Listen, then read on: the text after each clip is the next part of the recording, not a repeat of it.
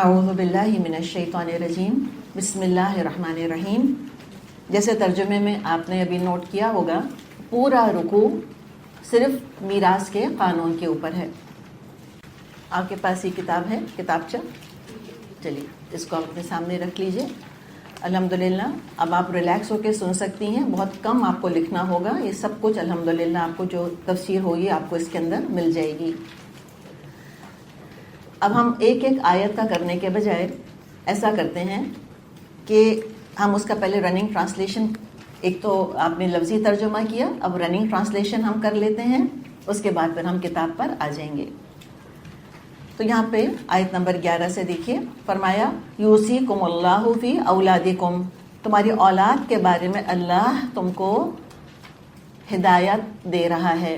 لفظ آیا ہے وصیت، وصیت کہتے ہیں تاکیدی بات کو۔ موت کے وقت جو بات کہی جا رہی ہوتی ہے اس کو عام طور پہ وصیت کہتے ہیں، کیوں؟ اس لیے کہ وہ بہت تاکید سے کہی جا رہی ہوتی ہے، لوگ بڑے غور سے اس کو سنتے ہیں۔ اور جو مر رہا ہوتا ہے وہ اپنی طرف سے تو وہی کہے گا جس کو وہ بہتر سمجھ رہا ہوتا ہے، صحیح سمجھ رہا ہوتا ہے۔ اب نعوذ باللہ کوئی اللہ تو نہیں مرنے والا، اللہ کو تو موت نہیں آنی کہ اللہ وصیت کرے گا، تو مراد انتہائی خیر خواہی کے ساتھ تمہارے بھلے کے لیے ایک بات کہی جا رہی ہے۔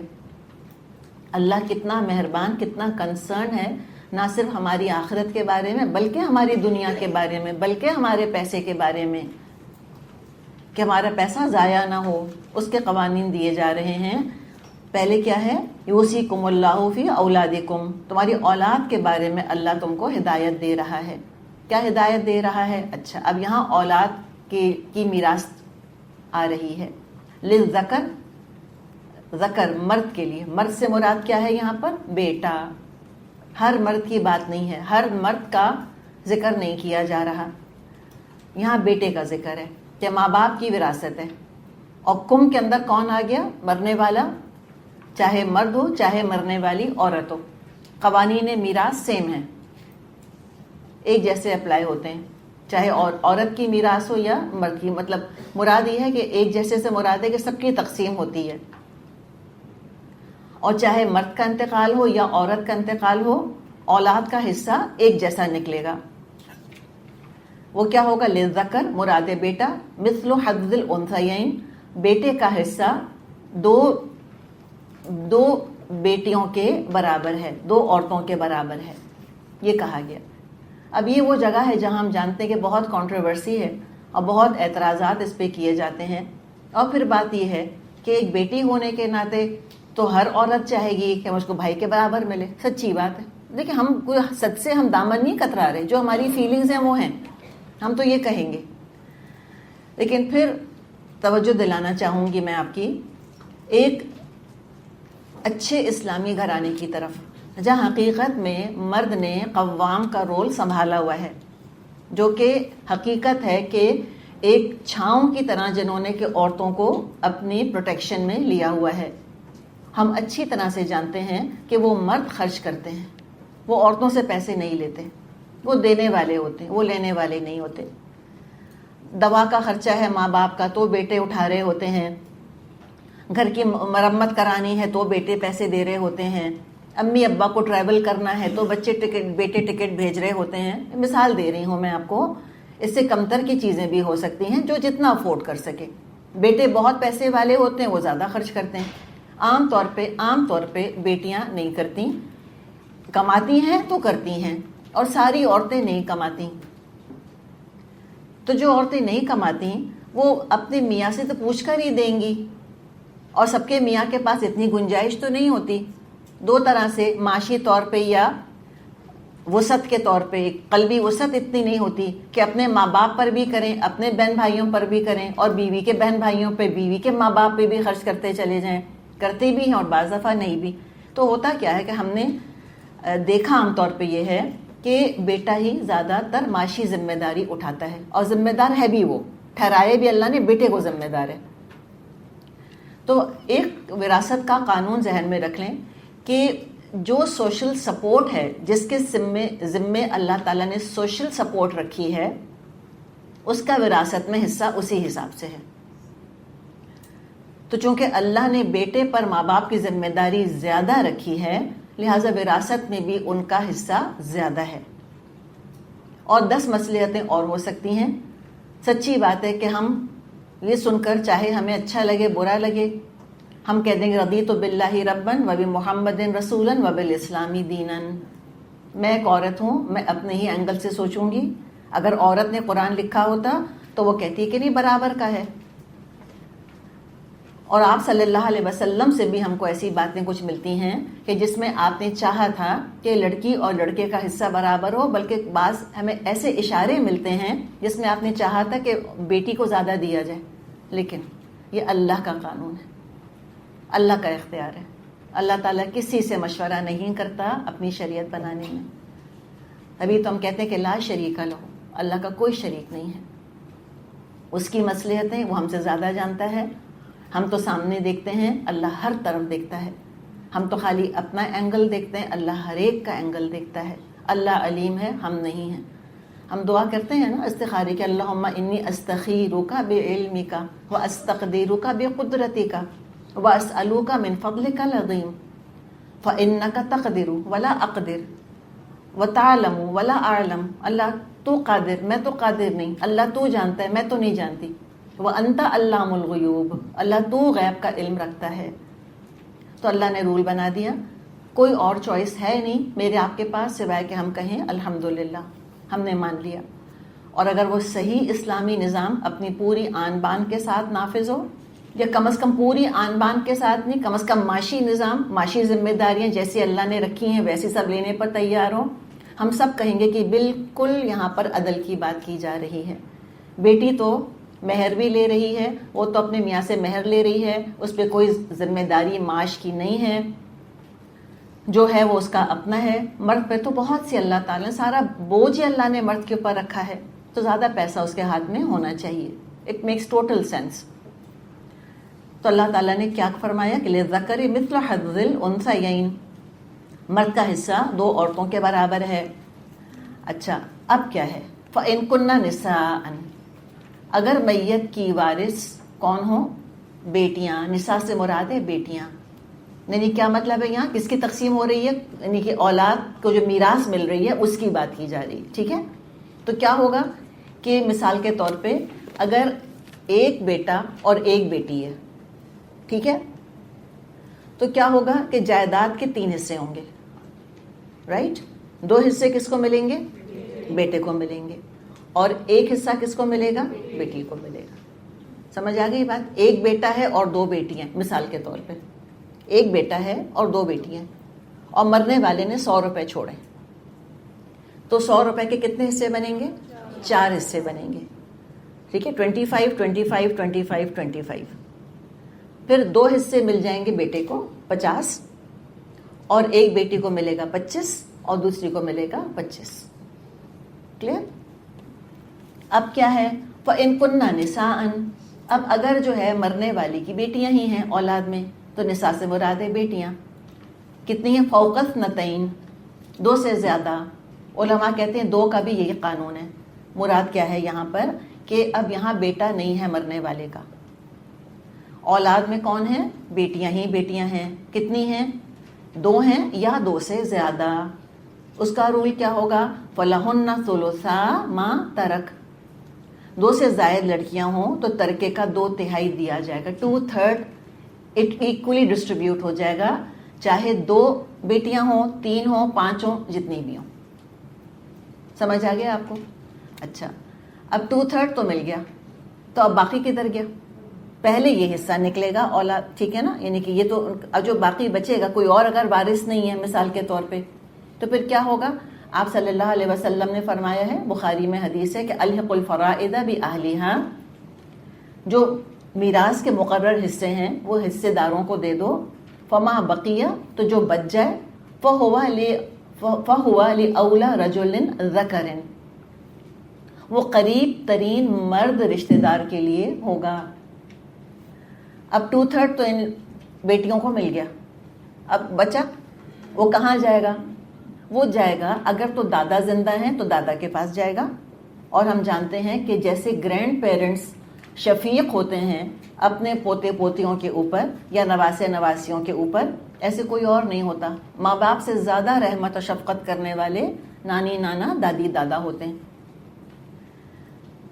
تو جو بچ جائے گا وہ کہاں جائے گا؟ پھر وہ دادا کے پاس جائے گا. ٹھیک ہے. اور اگر ماں کا بچ جائے گا تو کہاں جائے گا؟ جی وہ ظاہر ہے، پھر تو وہ یعنی کہ وہ پھر اب وہ ماں کے ددیال والوں کو دیکھنا ہوگا. ٹھیک ہے. وہ ظاہر ہے پھر وہ کس کے پاس، یعنی کہ ماں کے جو میل رشتہ دار ہیں ان کے پاس جائے گا نا. تو پھر وہ ماں کے والد کے پاس. یہ یعنی کہ ایک ڈیٹیل ہے سائٹ کی. یعنی کہ ماں کی انہیریٹنس سسر کے پاس نہیں چلی جائے گی. سمجھ آئیے آپ کو بات؟ یہ نہیں ہوگا کہ اگر ماں کا انتقال ہو گیا، ماں کی وراثت بٹ رہی ہے، تو ماں کے تو سسر بنے نا میرے اور آپ کے دادا، تو سسر کا حصہ نہیں ہوتا وراثت کے اندر. تو وہ ان کے پہ ماں کے رشتہ داروں کے پاس جائے گا جو بچ جائیں گے. تو اگر باپ کا انتقال ہو گیا اور بیٹیوں کو 2/3 مل گیا، اور اگر بچ گیا تو پھر اگر مرد کا باپ زندہ ہے تو اس کے پاس، یا بھائی ہیں تو بھائیوں کے پاس، یا بھائی کے بچے ہیں چچیرے یا تایا کے بچے تو ان کے پاس جائے گا. کیوں؟ اس لیے کہ سوشل رسپانسبلٹی ان کی ہے. اب ان کی ذمہ داری ہوگی کہ وہ باقی ذمہ داریاں اپنی، اگر کوئی پیچھے بچ گیا ہے تو وہ یہ جو لڑکیاں ہیں ان کے پھر وہ ولی بنیں گے پیچھے سے. باپ کا تو انتقال ہو گیا نا، اب ان کے وہ ولی بنیں گے ان لڑکیوں کے، تو وہ پیسہ ان کے پاس جاتا ہے. سمجھ آ رہا ہے کہ نہیں آ رہا؟ بتائیے کیا نہیں سمجھ آیا؟ ابھی بیوی کا ذکر نہیں آیا. ابھی ہم کہہ رہے ہیں کہ ہم صرف بات کر رہے ہیں اولاد کی. ابھی آگے بیوی کا آئے گا. ہم نے وہ بات کی ہے کہ وہ اگر کوئی اور وارث نہیں ہے، پھر جو اماؤنٹ جو باقی وارث ہیں ان کو بھی مل گیا، پھر جو اماؤنٹ اگر بچا پھر وہ جائے گا نیئرسٹ میل ریلیٹیو کے پاس. دیکھیے پائے، آپ ابھی ہم کتاب کھولیں گے نا آپ کو سب سمجھ آ جائے گا. اس کے اندر ایک پائے ہوتا ہے. دیکھیے 3 سچویشنز ہیں. کیا سچویشنز ہیں؟ کہ جتنا بھی سارے حصے جو دیکھیے جو پہلے فکسڈ حصے ہیں نا وہ نکلیں گے، وہ ابھی آئی نہیں ہے. ابھی پہلے کس کے حصے نکلیں گے؟ جن کا کہ اللہ تعالیٰ نے ذکر کیا کہ 1/3 2 اس طرح جو فکسڈ حصے ہیں پہلے وہ نکل جاتے ہیں. رائٹ؟ فکسڈ حصے نکلنے کے بعد پھر باقیوں کے حصے نکلتے ہیں. تو ایک پائی چارٹ ہے. یا تو کیا ہوگا کہ جتنی جائیداد ہے وہ پوری کی پوری ڈیوائڈ ہو گئی. ٹھیک ہے نا، کچھ نہیں بچا. فائن. سیکنڈ آپشن کیا ہوگا کہ ڈیوائڈ ہونے کے بعد کچھ بچ گیا. اور یہ بچتا کب ہے؟ جب بیٹا نہیں ہوتا میت کا. صرف تبھی بچتا ہے، ورنہ نہیں بچتا کبھی بھی. جو بھی ہوتا ہے پھر بیٹے کے پاس چلا جاتا ہے. بچنے کی صرف ایک صورتحال ہے کہ جب بیٹا نہ ہو. رائٹ؟ اچھا، تو کیا ایک سچویشن کیا ہے کہ سارے حصے سب کو برابر پڑ گئے، سب کو مل گئے، پورا پائی ڈیوائڈ ہو گیا.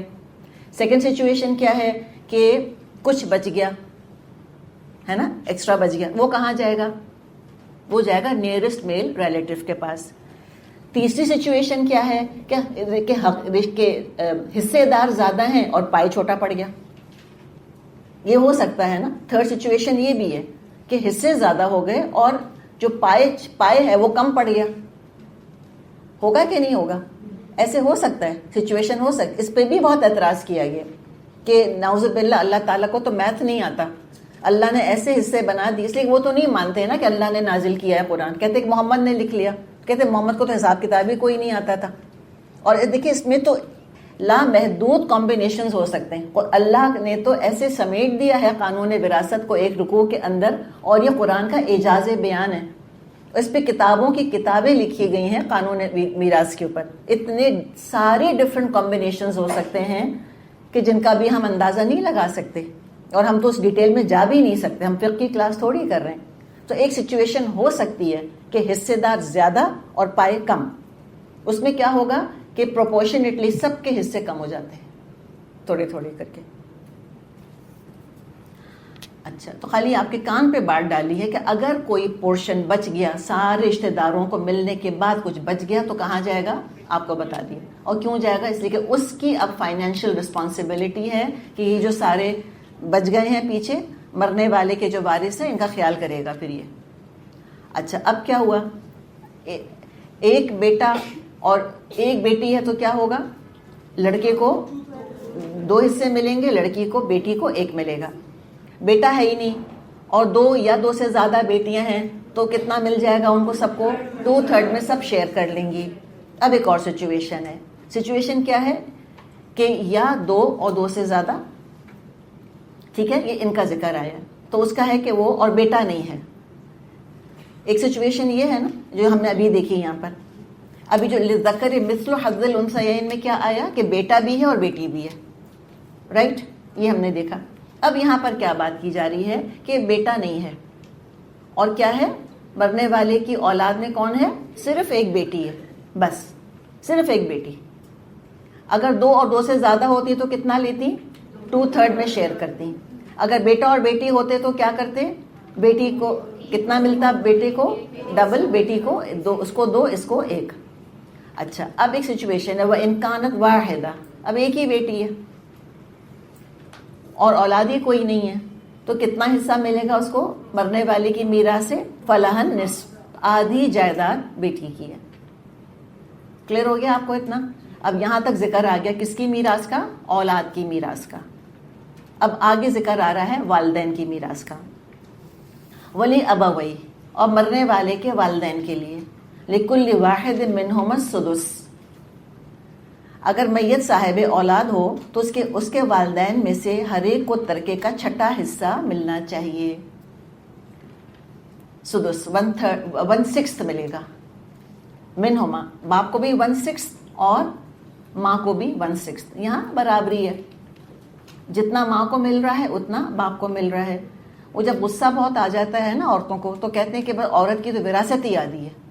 ہر چیز میں آدھی نہیں ہے, ہر رشتے میں عورت کی وراثت مرد سے آدھی نہیں ہے. یہاں پہ ماں اور باپ کو برابر ملا.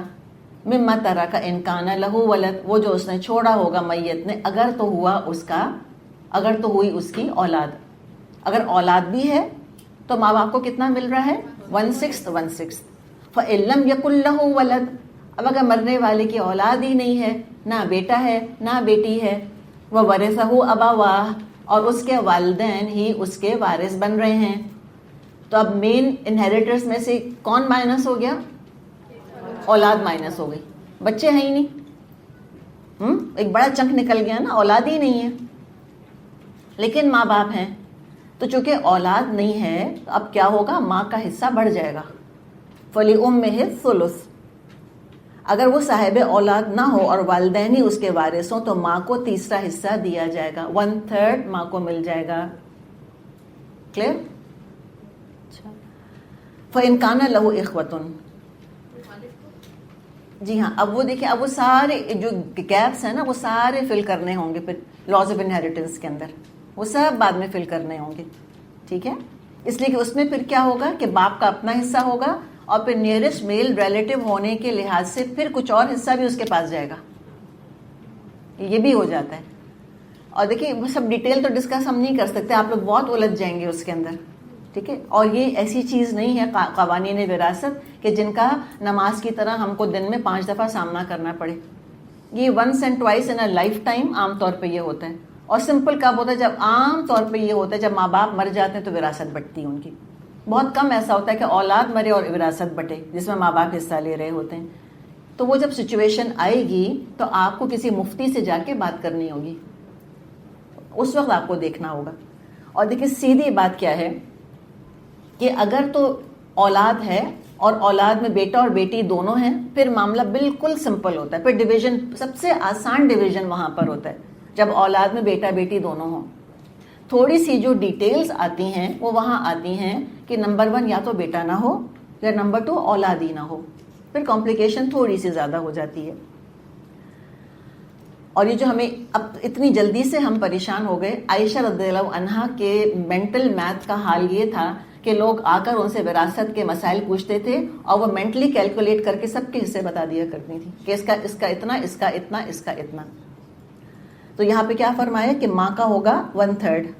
اچھا, فَإِنْ كَانَ لَهُ إِخْوَةٌ, اگر میت کے بہن بھائی بھی ہوں, فَلِأُمِّهِ السُّدُسُ, تو ماں چھٹے حصے کی حقدار ہوگی. بہن بھائی ہیں, کیا نہیں ہے؟ اولاد نہیں ہے. ٹھیک ہے نا, اولاد نہیں ہے. کون ہیں؟ ماں باپ ہیں. تو کیا یہ کلالہ ہوگا؟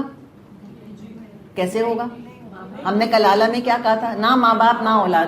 کلالہ تھوڑی ہے یہ، ماں باپ تو ہیں، بچے نہیں ہیں، بچے نہیں ہیں، ماں باپ ہیں، ٹھیک ہے. اچھا اب اگر بہن بھائی بھی نہیں ہے، اس کے کوئی نہیں ہے، تو ماں کو کتنا ملا؟ 1/3. اولاد بھی نہیں ہے، بہن بھائی بھی نہیں ہے، تو ماں کو ملا 1/3. اب اولاد تو نہیں ہے شخص کی، لیکن بہن بھائی ہیں، تو جو بہن بھائیوں کی موجودگی کی وجہ سے ماں کا حصہ کم ہو جائے گا، 1/6 ہو جائے گا، لیکن بہن بھائیوں کو ملے گا کچھ نہیں. اس کو حجاب کا لفظ استعمال کرتے ہیں اس کے لیے، حجاب. ایک حجاب یہ بھی ایک خاص وراثت کی ٹرم ہے، یہ حجاب نقصان کہلاتا ہے، کہ صرف by the share presence of brothers and sisters, صرف بہن بھائیوں کے وجود نے ماں کا حصہ کم کر دیا. اب اس کے پیچھے ساری مصلحتیں اور حکمتیں، اس پہ آپ کا جس کا جی چاہے کتابیں کھول کے پڑھیں، یہاں بس لا سمجھ لیں کہ اللہ نے کیا فرمایا ہے. کون سی ماں ہے؟ یہ ایک ہی تو ماں ہے. دیکھیے ماں کے علاوہ تو سگی ماں کے علاوہ تو کوئی نہیں ہے، سوتیلی ماں کا کوئی حصہ نہیں ہے، اسی کا حصہ ہوگا. پہلے کیا تھا اس کا؟ دیکھیں کہ اس کو ثلث کب ملا تھا؟ کہ جب اس کے بہن بھائی بھی تھے، یعنی کہ بہن بھائی نہیں تھے. اب اس کو سدس کیوں مل رہا ہے؟ کہ میت کے بہن بھائی ہیں. سمپل 2+2 کیا ہے؟ کہ ماں کو سپورٹ کرنے کے لیے اور سسٹم موجود ہے، ایک حکمت. تو ماں کا ہوگا 1/6، اور کسی انسان کے بنائے ہوئے یہ ہو نہیں سکتے، یہ اللہ نے تقسیم کر دی ہیں خود. کب ہوگا یہ؟ من بعد وصیت یوصی بہا او دین. یہ سب حصے اس وقت نکالے جائیں گے جب وصیت جو میت نے کی ہو پوری کر دی جائے، اور قرض جو اس پر ہو ادا کر دیا جائے. یہ آگے کتاب میں ہم اس کے بارے میں پڑھیں گے انشاءاللہ. ابھی تو انشاءاللہ تفسیر آنی باقی ہے نا تھوڑی سی، یہ تو ہم خالی با محاورہ ترجمہ کر رہے ہیں. فرمایا آباؤکم و ابناؤکم لا تدرون ایہم اقرب لکم نفعا. تم نہیں جانتے کہ تمہارے ماں باپ اور تمہاری اولاد میں سے کون بلحاظ نفع تم سے قریب تر ہے. یعنی اللہ تعالیٰ نے بیچ میں یہ بھی نصیحت ہم کو کر دی کہ دیکھو تم تو مر گئے ہو نا، تم تو مرنے والے ہو، تم تو دنیا چھوڑ کے جائیداد زمین سب چھوڑ کے جا رہے ہو. آخرت کی فکر کرو، اللہ کو راضی کرنے کی فکر کرو. اب مرتے مرتے گڑبڑ مت کرنا پیسوں کے اندر. اور یہ کرتے ہیں لوگ، 99% لوگ وراثت کو صحیح تقسیم نہیں کرتے، اس میں گڑبڑ کرتے ہیں، اپنی مرضی ایڈ کرتے ہیں اس کے اندر. تو کہا کہ تم نہیں جانتے اللہ نے جو حصے رکھے. مثال کے طور پہ ذکر کیا ہے کہ کوئی یہ کہے کہ بھئی جب کوئی مر گیا، اب اس کے بچے ہیں اور چھوٹے بچے ہیں، ان کو پیسوں کی زیادہ ضرورت ہے، یہ ماں باپ کو حصہ دینے کی کیا ضرورت ہے؟ وہ ویسی خبر میں پاؤں لٹکائے بیٹھے، ان کو کیا کرنا ہے دے کر؟ تو سارا کچھ جو ہے بس وہ اولاد کو دے دو، سارا کچھ جو ہے وہ بیوہ کو دے دو، بیوی کو دے دو بیچاری کو. یہ اماں ابا لے کر کیا کریں گے؟ ان کو شرم نہیں آ رہی بیٹے کی یا بیٹی کی وراثت کھا رہے ہیں بیٹھ کے اس عمر کے اندر؟ ہمارے باتیں ہر طرح کی بنتی ہیں. تو سب کا دروازہ بند کر دیا کہ تمہارے ہی ماں باپ ہیں، تمہاری ہی اولاد ہے، تم نہیں جانتے کہ کون زیادہ نفع دے گا تم کو، دنیا کے لحاظ سے بھی اور آخرت کے لحاظ سے بھی. لہٰذا تم وہ کرو جو اللہ تم سے کہہ رہا ہے. فریضۃ من اللہ، یہ حصے اللہ کے مقرر کیے ہوئے، فریضہ، فرض، ایبسلیوٹ، کوئی چوائس نہیں، ریکمنڈیشن نہیں ہے، کسی نبی کسی ولی کا مشورہ نہیں لیا اللہ تعالیٰ نے اس کے اندر. من اللہ، اللہ کی طرف سے ہے. ان اللہ کان علیما حکیما، یقیناً اللہ تعالیٰ علم والا ہے، حکمت والا ہے. بس یہ مان لیں تم سب ٹھنڈے پڑ جائیں. بہت سے سلوگنز ہمارے غائب ہو جائیں کہ اللہ جانتا ہے میں نہیں جانتی، اللہ کو حکمتیں پتہ ہیں مجھ کو نہیں پتہ.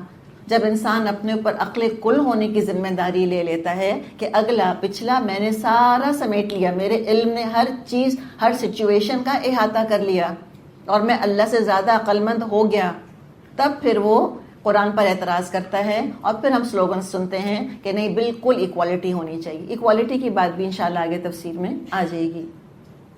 تو یہ بتا دیا کہ اللہ سب کچھ جانتا ہے. ٹھیک سمجھ آ گئی اتنی بات؟ تو یہاں پہ کس کس کی وصیت کا، کس کس کی وراثت کا ذکر آ گیا؟ اولاد اور والدین. اب کون بچا؟ تو اچھا پتہ کیا چلا اس سے ہم کو ان آیات سے کہ اولاد پرماننٹ انہیریٹر ہے، پرماننٹ. والدین پرماننٹ انہیریٹر ہیں.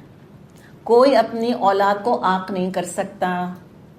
عاق کرنے کا کانسیپٹ ہی نہیں ہے اسلام کے اندر. کسی پرماننٹ انہیریٹر کو عاق نہیں کر سکتے. نمبر 1. نمبر 2 کسی کے حصے میں کمی بیشی نہیں کر سکتے. یہ نہیں کہہ سکتے کہ 2 بیٹے تھے, ایک تو جا کر بیٹھا رہا کسی اور ملک میں, ماں باپ کو پلٹ کر پوچھا نہیں, ایک پیسہ ایک دمڑی تو کبھی ماں باپ پہ خرچ کری نہیں, اور دوسرا بیٹا تھا زندگی بھر ماں باپ کے ساتھ رہا, ان پہ خرچ کرتا رہا, ان کا خیال کرتا رہا, تو لہٰذا دونوں کی وراثت میں فرق ہم کر دیتے ہیں. یہ کوئی نہیں کر سکتا. ابھی ہم نے کیا بات کی تھی, نیڈ بیسڈ نہیں ہے, ریلیشن شپ بیسڈ ہے. نہ اس میں کوئی ایمان اور نفاق کا کوئی سوال ہے اس کے اندر کہ زیادہ نیک کو زیادہ ملے گا اور بد کو کم ملے گا. مثال کے طور پہ اگر ابو بکر رضی اللہ عنہ اور عبداللہ بن ابی جو رئیس المنافقین تھا, وہ دونوں ایک ہی باپ کی اولاد ہوتے, قانونی طور پہ مسلمان تھے دونوں, عبداللہ بن ابی قانونی طور پہ مسلمان تھا, تو بتائیں دونوں کو کتنا حصہ ملتا؟ برابر کا ملتا. یہ تھوڑی کہتے کہ یہ تو صدیق ہیں ان کو زیادہ دیں گے, یہ تو منافق ہے اس کو کم ملے گا, اس کو عاقی کر دیتے ہیں تو اچھا ہے. یہ نہیں کر سکتے. تو یہ 2 پرماننٹ انہیریٹرز ہیں, یہ قریب ترین رشتہ دار ہیں انسان کے. ٹھیک ہے, تو یہ خون کے رشتے سے, نسب کے رشتے سے, تو پتہ کیا چلا ہم کو رول کیا ہے کہ نسب کی وجہ سے وراثت ملتی ہے, خون کے رشتے کی وجہ سے وراثت ملتی ہے. ٹھیک. اچھا, دوسرا کیا ہے, نکاح کے رشتے کی وجہ سے وراثت ملتی ہے, وہ بھی پرماننٹ انہیریٹرز ہیں. تو پرماننٹ انہیریٹرز کون ہیں؟ اولاد, ماں باپ اور اسپاؤس, شوہر بیوی. یہ 3 دائمی انہیریٹرز, ان کو ضرور بالضرور وراثت ملے گی. پھر کوئی اور اگر ایکسیپشنل سچویشن پیش آتی ہے تو بہن بھائی وراثت پاتے ہیں, ورنہ بہن بھائیوں کی کوئی وراثت نہیں ہے. وہ کہاں پر آئے گی وہ ہم آگے دیکھیں گے. تو کلیئر ہو گیا آپ کو کون ہے پرماننٹ انہیریٹرز؟ بتائیں. اولاد, ماں باپ اور شوہر بیوی. جی. تو نسب کا رشتہ جو ماں باپ اور اولاد سے ہوتا ہے, اور دوسرے نکاح کا رشتہ جو کہ شادی کے سلسلے میں قائم ہوتا ہے. چلیں اب آگے چلتے ہیں. کیا فرمایا آیت نمبر 12, وَلَكُمْ, اور تمہارے لیے. یہ کم کون ہے؟ یہ مرد, شوہر. شوہر کا ذکر ہے. وَلَكُمْ نِصْفُ مَا تَرَكَ أَزْوَاجُكُمْ إِن لَّمْ يَكُن لَّهُنَّ وَلَدٌ, اور تمہاری بیویوں نے جو کچھ چھوڑا ہو اس کا آدھا تم کو ملے گا اگر وہ بے اولاد ہوں. صحیح. کتنا ملے گا شوہر کو بیوی کی وراثت میں سے؟ کب ملے گا؟ جب بیوی کی اولاد نہ ہو. کس سے نہ ہو؟ کسی بھی شوہر سے نہ ہو. ہو سکتا ہے وہ پہلے کی میرڈ ہو اور اس کی طلاق ہو چکی ہو اور اس کی پچھلی اولاد ہو, تو obviously اس اولاد کو ملے گا. یا وہ بیوہ ہو اور اس کے پہلے بچے ہوں, یعنی کہ وہ پریویسلی میرڈ تھی اور اس پچھلی شادی سے اس کی اولاد تھی, تو ظاہر اس کو ملے گا حصہ. اب یہاں ذکر کیا ہے کہ اس کی چاہے پچھلی شادی ہوئی تھی, طلاق یافتہ ہے, بیوہ ہے, جو بھی ہے, 12 کے بچے ہوئے ہی نہیں, ہے ہی نہیں اولاد, تو پھر کتنا ملے گا شوہر کو؟ کتنا ملے گا؟ آدھا ملے گا. فَإِنْ كَانَ لَهُنَّ وَلَدٌ فَلَكُمُ الرُّبُعُ مِمَّا تَرَكْنَ مِن بَعْدِ وَصِيَّةٍ يُوصِينَ بِهَا أَوْ دَيْنٍ. فَإِنْ كَانَ لَهُنَّ وَلَدٌ, ہاں اگر تو ان کی ہوئی اولاد, اگر تو اولاد ہے بیویوں کی, تو اولاد ہونے کی صورت میں ترکے کا چوتھائی تمہارا ہے. اب کتنا ملے گا؟ اگر بچے ہیں تو کتنا ملے گا شوہر کو؟ 1/4 ملے گا. من بعد وصیۃ یوصین بہا او دین, جبکہ وصیت جو انہوں نے کی ہو پوری کی جائے اور قرض جو انہوں نے چھوڑا ہو ادا کیا جائے. وَلَهُنَّ, اب ذکر کس کا آ رہا ہے کہ پہلے ذکر کس کا تھا کہ بیوی مر گئی تو شوہر کی وراثت کیا ہوگی. اب ذکر آ رہا ہے کہ شوہر مر گیا تو اب بیوی کی کیا وراثت ہوگی. فرمائے وَلَهُنَّ, اور ان کے لیے الرُّبُعُ مِمَّا تَرَكْتُمْ إِن لَّمْ يَكُن لَّكُمْ وَلَدٌ, اور وہ تمہارے ترکے میں سے چوتھائی کی حقدار ہوں گی اگر تم بے اولاد ہو. اولاد نہیں ہے اس شخص کی, نہ کسی بھی شادی سے کوئی اولاد نہیں ہے, تو کتنا ملے گا بیوی کو؟ 1/4 اس کی جائیداد میں سے. اگر ایک سے زیادہ بیویاں ہیں تو 1/4 میں حصے دار ہوں گی. 2 ہیں یا 3 ہیں یا 4 ہیں تو 1/4 میں سے سب کو حصہ ملے گا. فَإِنْ كَانَ لَكُمْ وَلَدٌ, اور یہ شوہر مر گیا اور اس کی اولاد ہے. فَلَهُنَّ الثُّمُنُ مِمَّا تَرَكْتُمْ, تو ان کے لیے ہے 1/8 8واں حصہ. من بعد وصیتی توصون بہا او دین، اس کے بعد جو وصیت تم نے کی ہو وہ پوری کر دی جائے اور جو قرض تم نے چھوڑا ہو وہ ادا کر دیا جائے. کلیئر؟ تو اولاد ہونے کی شکل میں، بیٹا بیٹی ہونے کی شکل میں، پھر کتنا ملے گا بیوی کو؟ 1/8. عام طور پہ ہمارے یہاں 1/8 ملتا ہے بیوی کو. عام طور پہ بچے ہوتے ہیں لوگوں کے، تو ایک ہوگی تو بھی 1/8 ملے گا، اور ایک سے زیادہ ہوں گی تو 1/8 میں سب شریک ہوں گی، ڈیوائڈ کریں گی. اچھا، اب ذکر آ رہا ہے کس کا؟ کہ نسب کا رشتہ ہی نہیں ہے. نسب سے کیا مراد ہے؟ اولاد نہیں ہے. اور کیا نسب کا رشتہ ہوتا ہے؟ ماں باپ نہیں ہے. ٹھیک ہے نا؟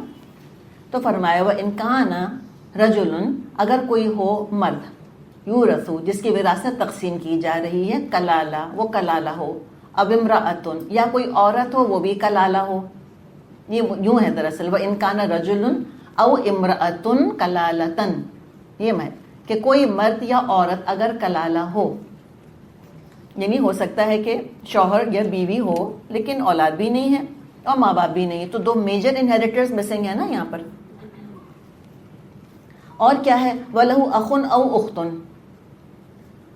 مگر اس کا ایک بھائی اور ایک بہن موجود ہو.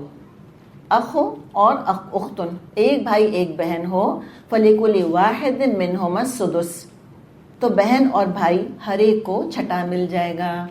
یہاں بھی بالکل ایکول ہیں. صحیح ہے؟ اب صرف اس سچویشن میں بہن بھائیوں کو وراثت ملتی ہے کہ جب کلالہ کوئی ہو. تو اب ایک بہن ایک بھائی ہے تو ان کو کیا ملے گا؟ دونوں کو 1/6 اور 1/6. فَإِنْ كَانُوا أَكْثَرَ مِنْ ذَلِكَ، اور اگر ایک بہن ایک بھائی سے زیادہ ہوں، فَهُمْ شُرَكَاءُ فِي الثُّلُثِ، تو 1/3 میں وہ شریک ہوں گے. دو ہوں گے تو کیا ہوگا؟ 1/6 1/6. دو سے زیادہ ہیں، 3 ہیں، 4 ہیں، 6 ہیں، 10 ہیں، 20 ہیں، جو بھی ہیں، تو پھر وہ 1/3 میں سب بہن بھائیوں کو ایکول حصہ ملے گا. تو کیا یہاں بھی عورت کا حصہ آدھا ہے مرد سے؟ کیا مرد کا ڈبل ہے؟ نہیں ہے، بالکل ایکول. 1/3 میں سب جو ہیں وہ شیئر کریں گے. اچھا، اب یہاں تک رک کر ایک بات سمجھ لیں، اس لیے کہ آگے بھی بہن بھائیوں کا ذکر آئے گا. یہاں جن بہن بھائیوں کا ذکر ہے یہ وہ بہن بھائی ہیں کہ جن کی ماں سیم ہے اور باپ الگ ہیں. ماں سیم اور باپ الگ، سوتیلے جن کو ہم کہتے ہیں. خوش نہیں لگ رہے بالکل بھی آپ لوگ. دیکھیے یہ انہیریٹنس کے لاز ہیں، ٹھیک ہے؟ کم از کم اہمیت کو تو سمجھیں تاکہ ہم اپنی میراث کو شریعت کے مطابق تقسیم کر کے جائیں، ہم نہ اپنی آخرت داؤ پہ لگائیں. اللہ نے کہانی نہیں سنائی ہے یہاں پر، کتنے زبردست قوانین ہیں جو دیے جا رہے ہیں. اور اس کی جو میوزیکیلٹی ہے وہ کو نہیں سمجھ آئی کہ نہیں آئی آپ کو؟ کبھی قانون کی زبان میں یہ موسیقیت نہیں ہوتی جو یہاں پر ہم اس میں دیکھ رہے ہیں، اس رکوع کے اندر. تو یہ ذکر کس کا ہے؟ 2 طرح کے بہن بھائی ہوتے ہیں، ہم جانتے ہیں نا، سگے اور سوتیلے. اتنا تو پتہ ہے نا، سگے اور سوتیلے ہوتے ہیں. 3 الفاظ ہیں وہ آپ لکھ لیجئے. ایک ہم نے کیا بات کی کہ ماں کامن ہے اور باپ ڈفرینٹ ہے. عربس کے ہاں بس یہی سوتیلا رشتہ ہوتا تھا. کب؟ جب باپ فرق ہو جائے. نطفہ فرق ہو گیا نا، جو نطفہ آیا وہی ڈفرینٹ ہے. ماں تو رحم تو سیم ہے، نطفہ فرق ہے. اس کو سوتیلے کہتے تھے. اس کے لیے ٹرم استعمال ہوتی ہے اخیافی. اخیافی، یہ اخیافی بہن بھائی کہلاتے ہیں. آپ ان کو سوتیلا اپنی طرف سے کہہ دیں. اور اس کے ڈیفینیشن کیا لکھا ہے کوئی بتائے ذرا مجھ کو؟ اخیافی بہن بھائی کس کو کہتے ہیں؟ ماں سیم ہے اور باپ الگ. اس لیے آپ کو نطفہ ڈفرینٹ ہے، بیج الگ الگ جگہ سے آیا ہے لیکن ماں ایک ہی ہے، زمین ایک ہی ہے.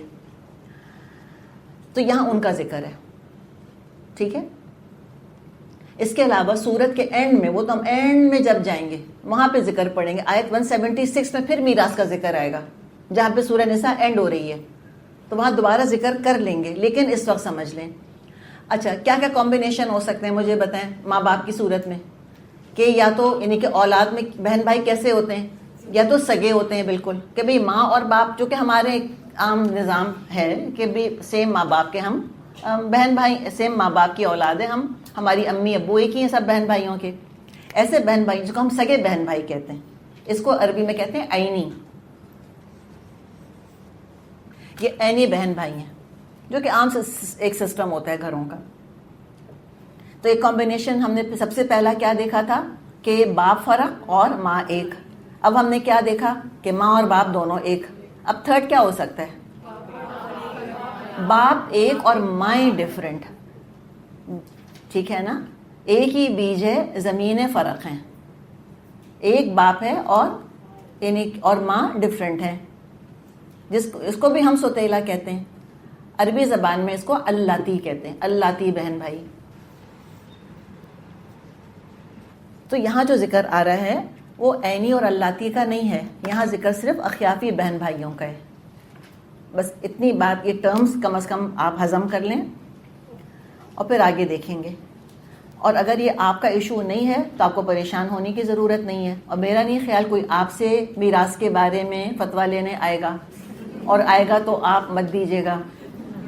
الحمدللہ مفتی حضرات بیٹھے ہیں، مفتی صاحبان بیٹھے ہیں، 10 12 سال انہوں نے علم حاصل کیا ہے. وہ انڈیویجول کیس کو سنیں گے، اس کے مطابق فتویٰ دے دیں گے. تو یہ فرمایا کہ وَإِنْ كَانَ رَجُلٌ يُورَثُ كَلَالَةً أَوْ امْرَأَةٌ وَلَهُ أَخٌ أَوْ أُخْتٌ فَلِكُلِّ وَاحِدٍ مِّنْهُمَا السُّدُسُ فَإِنْ كَانُوا أَكْثَرَ مِنْ ذَلِكَ فَهُمْ شُرَكَاءُ فِي الثُّلُثِ مِنْ بَعْدِ وَصِيَّةٍ يُوصَى بِهَا أَوْ دَيْنٍ. اگر وہ مرد یا عورت جس کی میراث تقسیم طلب ہے، بے اولاد بھی ہو اور ماں باپ بھی زندہ نہ ہو، مگر اس کا ایک بھائی یا ایک بہن موجود ہو، تو بہن اور بھائی ہر ایک کو چھٹا حصہ ملے گا. اور بھائی بہن ایک سے زیادہ ہوں تو کل ترکے کے 1/3 میں وہ سب شریک ہوں گے، جبکہ وصیت جو کی گئی ہو پوری کر دی جائے اور قرض جو میت نے چھوڑا ہو ادا کر دیا جائے. اچھا، یہاں پر دیکھیے جگہ جگہ ہم نے دیکھا کہ وصیت اور اس کے بعد قرض کا ذکر ہے. آپ صلی اللہ علیہ وسلم نے فرمایا کہ نہیں، پہلے قرض ادا ہوگا، اس کے بعد وصیت کی جائے گی. یہ بھی کتاب میں انشاءاللہ ہم پڑھ لیں گے ابھی. اس لیے کہ وصیت تو چوائس ہے، قرض تو حق بنتا ہے. جس سے قرض لیا ہے اس کا حق پہلے ادا ہوگا، تو حقوق پہلے ادا ہوں گے اور اس کے بعد احسان تو بعد میں کیا جائے گا. وصیت کسی کو کر دینا تو احسان ہے. تو یہاں ذکر یوں آیا ہے، آپ صلی اللہ علیہ وسلم نے امپلیمنٹیشن میں ہم کو یہ طریقہ بتایا ہے. فرمایا غیر مضار، بشرطی کہ ضرر رساں نہ ہو. یعنی ضرر رساں کیا چیز نہ ہو؟ وصیت اور قرض دونوں کے لیے ہے. کہ وصیت میں نقصان پہنچانا یہ ہوگا کہ جو اماؤنٹ بتایا گیا ہے، جب بھی ہم کتاب میں پڑھیں گے، اس سے زیادہ کسی کے حق میں وصیت کر دی یا وارث کو مزید مال دلوا دیا. دو چیزیں ہیں وصیت کرنے میں. ایک تو 1/3 سے زیادہ مال میں وصیت نہیں ہو سکتی، میکسیمم 1/3 میں کرتے ہیں. نمبر 2 رول کیا ہے؟ لا وصیت لوارث، وارث کے لیے وصیت نہیں ہے. اس لیے کہ وارث کو تو آلریڈی حصہ مل رہا ہے اپنا. اب 1/3 بھی ایک کو دے دیں گے تو ناانصافی ہو جائے گی.